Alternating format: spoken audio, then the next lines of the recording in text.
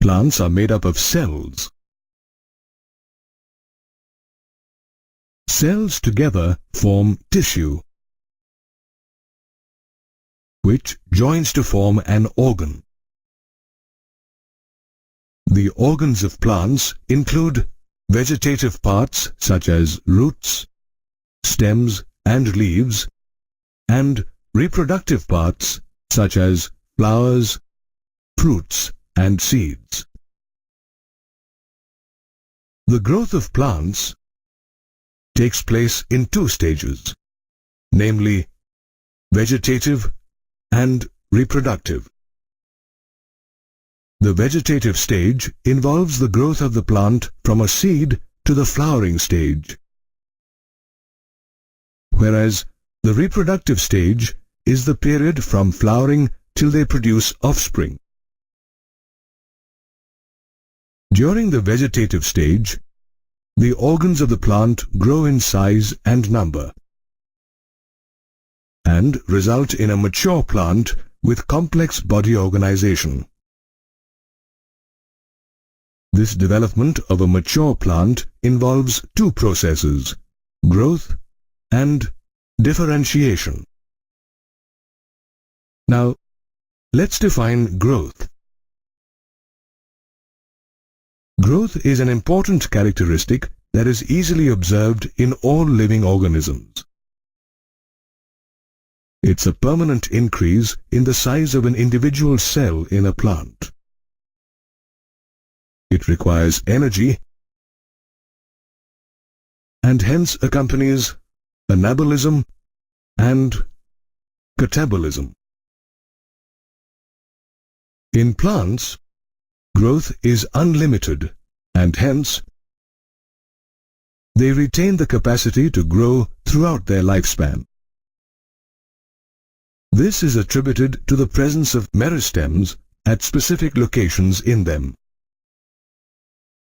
Meristems are cells that have the capacity to divide, which add new cells to the plant body. This addition of new cells by meristems is called open form of growth. Meristems are of two types, namely apical and lateral meristem. Apical meristems are located at the root tips and shoot tips of all plants. They are responsible for the primary growth of the plant, that is, elongation of the plant along its axis. Lateral meristems such as vascular cambium and cork cambium are present in woody plants.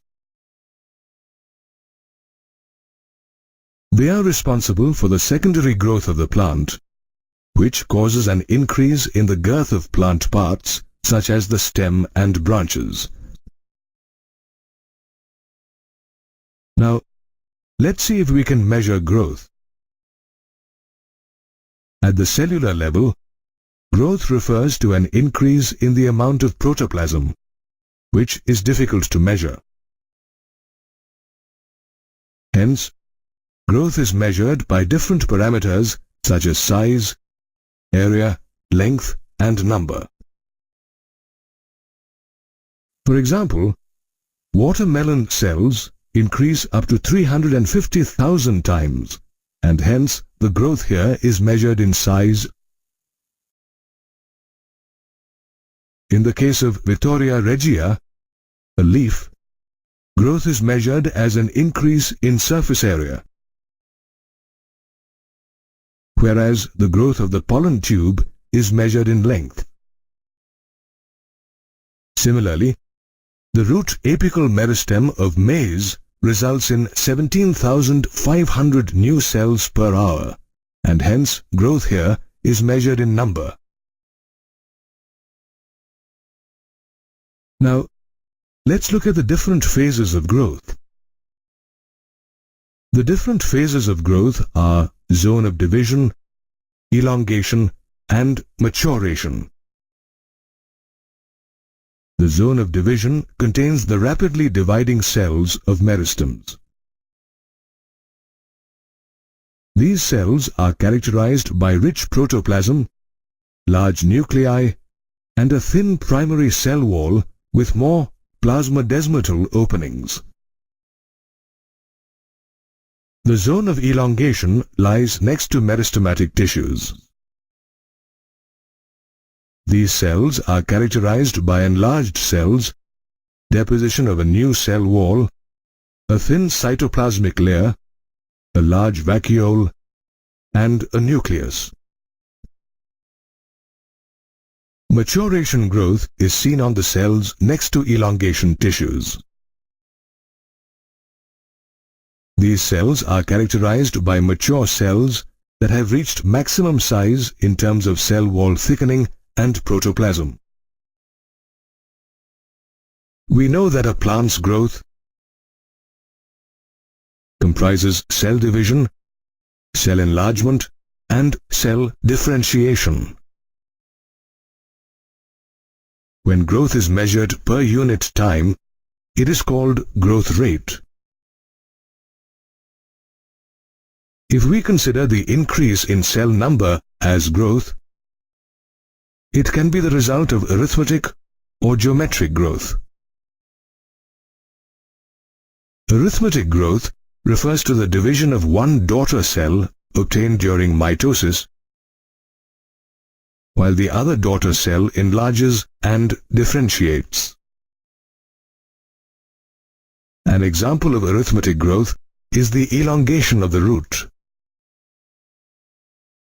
Here, let's plot a graph to determine the growth rate of a root. Let's take the length of the root on the y-axis and the time taken for growth on the x-axis and plot a graph. A linear curve is obtained for arithmetic growth. This is due to the continuous addition of new cells at the root tips. Arithmetic growth can be expressed mathematically as LT equals L0 plus RT, where LT equals length of the root at time t, L0 equals length of the root at time 0, and RT equals A upon B, which is elongation of the root per unit time or growth rate. Geometric growth, on the other hand, refers to the division of both daughter cells obtained during mitosis. This type of growth is seen at the early stage of plant development, that is, development of the zygote to embryo.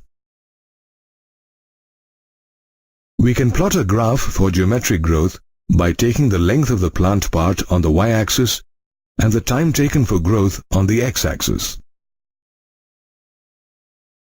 An S-shaped sigmoidal curve is obtained. The curve depicts the different phases of growth in living organisms under natural conditions. Growth is slower in the initial phase and is called the lag phase. Later, growth is rapid at an exponential rate and is called the elongation or log phase. Finally, growth slows and it is called the stationary phase. Geometric growth can also be expressed mathematically as W1 equals W0 e raised to RT, where W1 equals final size of the root, W0 equals initial size of the root at the beginning of the period, R equals relative growth rate, T equals time of growth, and E equals base of natural logarithms. The growth rate obtained here is called the relative growth rate. It is also called efficiency index as it measures the capacity of a plant part to produce new cells. Thus, we can see geometric growth during the development of the zygote to embryo and arithmetic growth in the later stages of development of the seed into a mature plant. Growth in plants can be quantitatively compared using absolute growth rate and relative growth rate. Absolute growth rate refers to the total growth of a plant part per unit time, while relative growth rate refers to the growth of a plant part per unit initial parameter. Let's compare the growth rate of 2 leaves. Here we can observe a 2 cm increase in the surface area of 2 leaves. This shows that the absolute growth rate, or AGR, is same for both the leaves. But the relative growth rate of the first leaf is greater compared to the second one.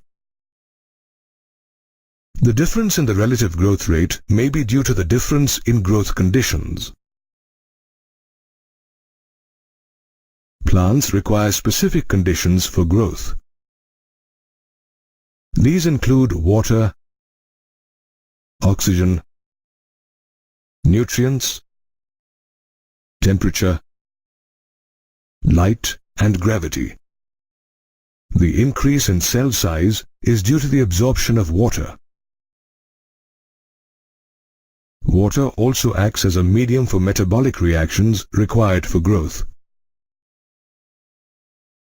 Oxygen is required by plants for the release of energy in food. Macro and micronutrients are used as energy sources and in the synthesis of cellular contents like protoplasm. In addition, plants need an optimum temperature for proper growth. The growth of plants depends on light, as they manufacture food by photosynthesis. Gravity determines the direction of shoot and root growth in plants. Plant development includes all stages of plant life, from germination of the seed to aging or senescence. In plants, development includes both an increase in the number of cells as well as cell differentiation. We know that root merostem, cambium, and shoot merostem add new cells. These new cells undergo structural changes for specific functions. This phenomenon is known as differentiation. For example, some of the meristematic cells of the procambium lose protoplasm and develop strong, elastic secondary cell walls to form vascular tissues. These tissues then help in the transportation of water and food in plants. In addition to vascular tissues, the procambium also differentiates into parenchymatous cells, which act as supporting tissues. Under certain conditions, some plant cells have the ability to regain the capacity of division after differentiation. This phenomenon is called dedifferentiation. Differentiated parenchymatous cells dedifferentiate to form meristematic cells, that is, the interfascicular cambium. Meristems formed by dedifferentiation give rise to cells that lose the ability to divide but mature to perform specific functions, which is called redifferentiation. For example, the meristematic cells of the interfascicular cambium redifferentiate into the cortex. Differentiation in plants is open similar to growth, because cells formed from the same meristem differentiate into different structures at maturity. The final structure of a cell at maturity is determined by its position in the plant. For example, cells distal to root apical meristems differentiate into root cap cells, and cells at the periphery differentiate into the epidermis. Plants also develop different structures in response to different phases of life or the environment. This phenomenon is called plasticity. Heterophyly, the presence of more than one type of leaf, in the coriander plant is an example of plasticity in response to different phases of life. As you can see, the leaves of juvenile and mature coriander plants differ in shape. In the same way, the different shapes of the buttercup leaf above and below water are examples of plasticity in response to different environments. In the life cycle of plants, cell growth, cell differentiation, and cell development are interrelated and controlled by intrinsic and extrinsic factors. Intrinsic factors can be intracellular, such as genes, or intercellular, such as growth-regulating chemicals. Extrinsic factors include light, temperature, and the availability of water, oxygen, and nutrition. In plants, growth regulators or PGRs intrinsically control development. These regulators are chemical compounds and are also called plant hormones or phytochromes. PGRs include auxin, gibberellin, cytokinin, abscisic acid, and ethylene. They are divided into two groups: plant growth promoters and plant growth inhibitors. Plant growth promoters enhance growth activities like cell division, cell enlargement, flowering, fruiting, and seed formation. Auxin, gibberellin, and cytokinin act as plant growth promoters. Plant growth inhibitors respond to wounds and stress from biotic and/or abiotic factors by inhibiting growth. Abscission, the falling of leaves due to scars, and dormancy, or the quiet period of the plant during winter, are due to the action of plant growth inhibitors. Abscisic acid acts as a plant growth inhibitor, while ethylene can act both as a growth promoter and inhibitor. The discovery of PGRs was accidental. The discovery of auxin was initiated when Charles Darwin and his son Francis Darwin observed the coleoptile or canary grass exhibiting phototropism towards blue light. After several experiments, they found that the tip of the coleoptile is responsible for the bending of the full coleoptile. Later, F.W. Wendt discovered that a substance at the tip of the plant was responsible for its growth and called it auxin, which means to grow in Greek. But the chemical structure of auxin was identified when it was isolated from the urine of a patient by Kogel and Timan. The discovery of gibberellin is linked to E. Kurosawa,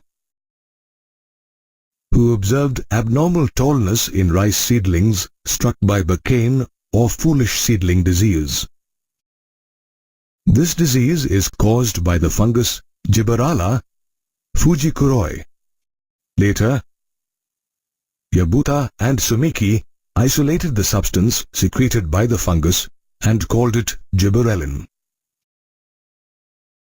The discovery of cytokinin is linked to F. Scooge and his co-workers, who noticed that cells extracted from the internodal segment of the tobacco stem proliferated to callus.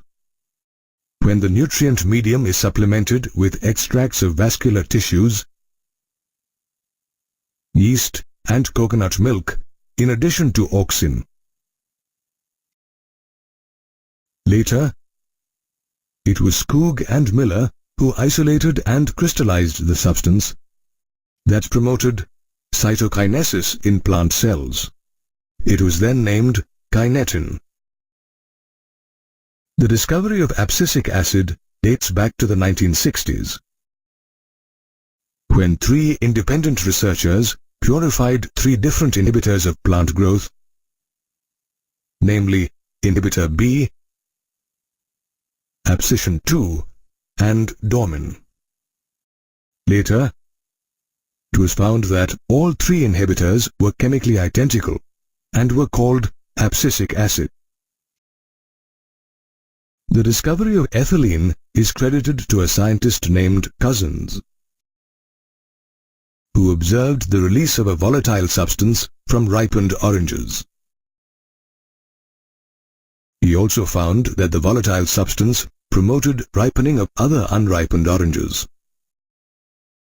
Later, this volatile substance was identified as ethylene. Plant growth regulators or PGRs include auxin, gibberellin, cytokinin, ethylene, and abscisic acid. Auxin is the generic name for all natural and synthetic compounds with definite growth-regulating features. Naturally occurring auxins include indole acetic acid or IAA and indole butyric acid or IBA, produced at the apex of plant stems and roots. Synthetic auxins include naphthalene acetic acid or NAA and 2,4-dichlorophenoxyacetic or 2,4-D. Auxins are used in plant propagation as they cause rooting in stem cuttings.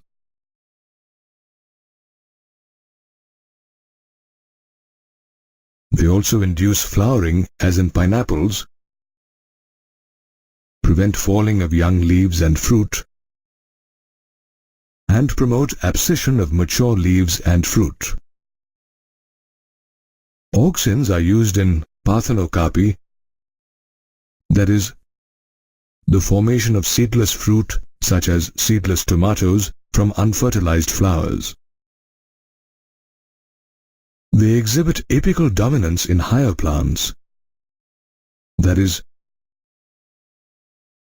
they inhibit the growth of lateral buds. This is why the shoot tips of tea plants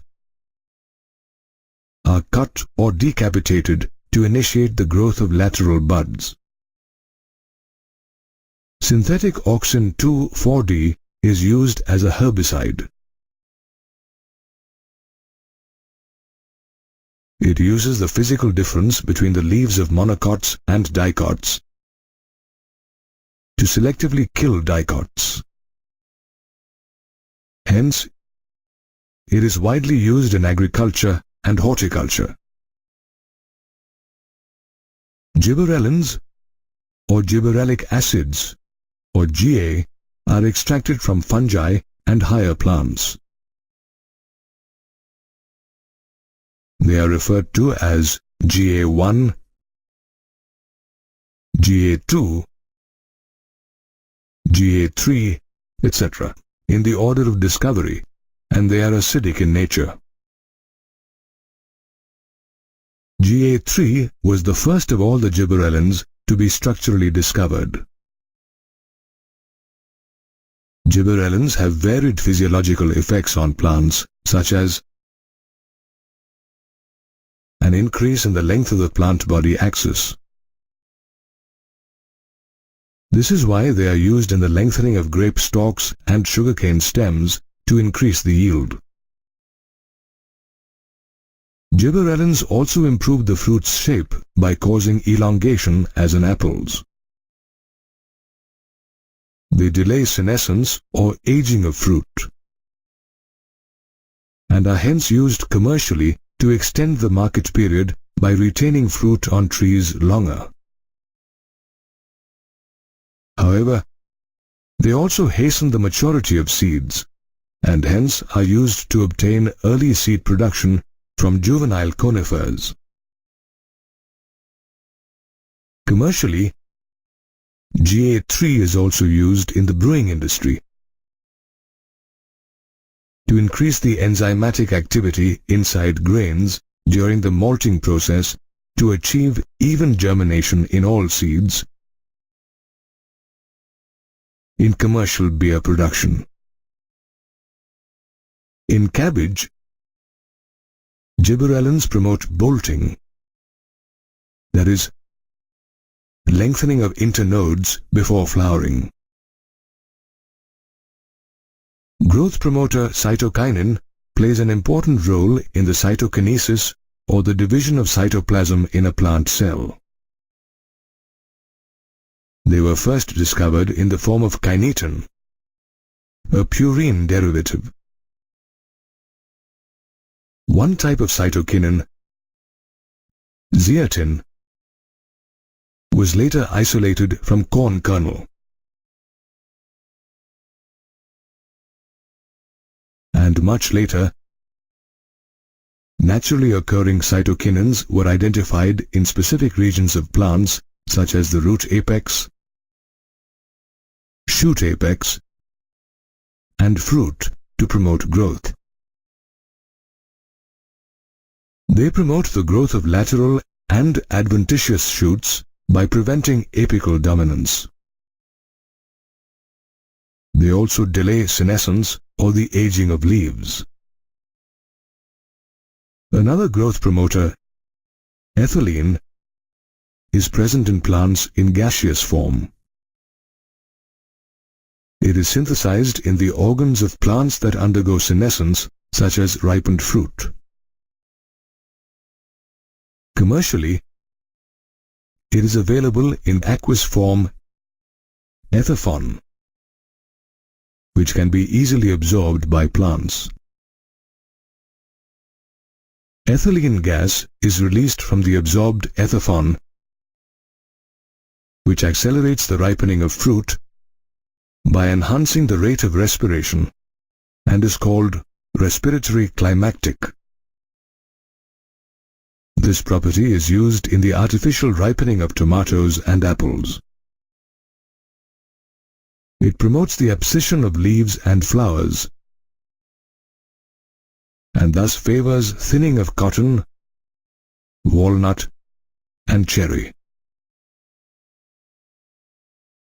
It also promotes the apical hook formation in dicot seeds to protect the apical part of the shoot that emerges during germination. It breaks seed and bud dormancy and is hence used to enhance the germination of peanut seeds and potato tubers. It also aids in the lengthening of internodes in rice plants, thus protecting the shoot from getting submerged in water. It also promotes root and root hair formation, thus helping the plants increase their absorption surface. It initiates flowering in some plants such as mango, pineapple, and cucumber, thus increasing their yield. Abscisic acid is a plant growth inhibitor that regulates abscission and dormancy in plants. It helps plants cope with stress and is hence known as a stress hormone. In the case of unfavorable environmental conditions, it inhibits germination of seeds. In the case of drought conditions,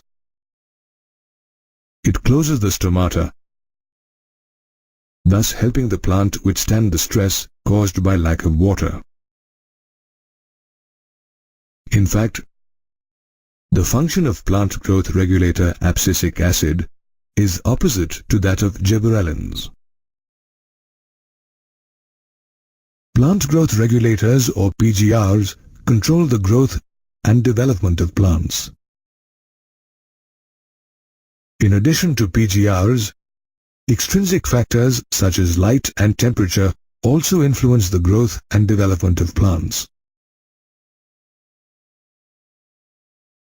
In fact, plants can perceive the duration of light and dark exposure and respond accordingly. For example, flowering in some plants is induced by their relative exposure to light and dark periods. This response of plants to the relative period of day or night is called photoperiodism. The site of perception of photoperiod is the leaves. Therefore, scientists hypothesized that these plants synthesize a flower-inducing hormone called florigen in their leaves. When these plants are subject to photoperiod, this hormone travels from the leaves to the shoot tips to induce flowering. Later, they found the PGRs to be the actual hormones that control flowering in plants. Based on their requirement of light, plants are categorized into long day, short day, and day-neutral plants. Long-day plants like strawberry and soybean need to be exposed to more than 12 hours of light to induce flowering. Short-day plants like pea and carrot need less than 12 hours of light exposure to induce flowering.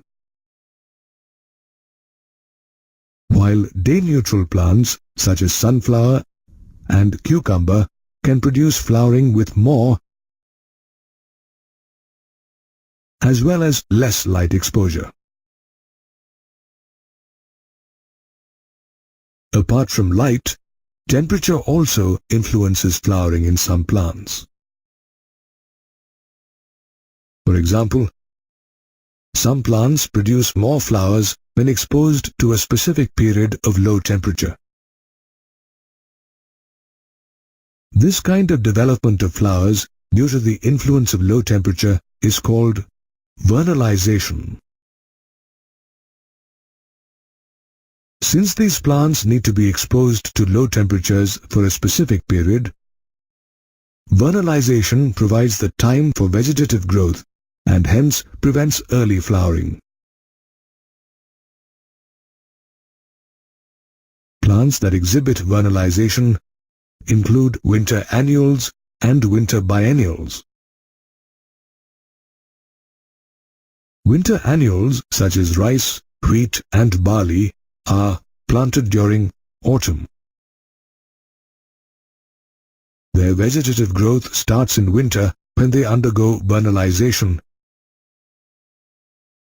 which induces them to flower during spring. Finally, they are harvested in summer. On the other hand, cabbage and carrot are winter biennials. Their vegetative growth starts in winter when they undergo vernalisation, which induces them to flower during their second year. Thus, vernalisation and photoperiod play a vital role in plant growth and development.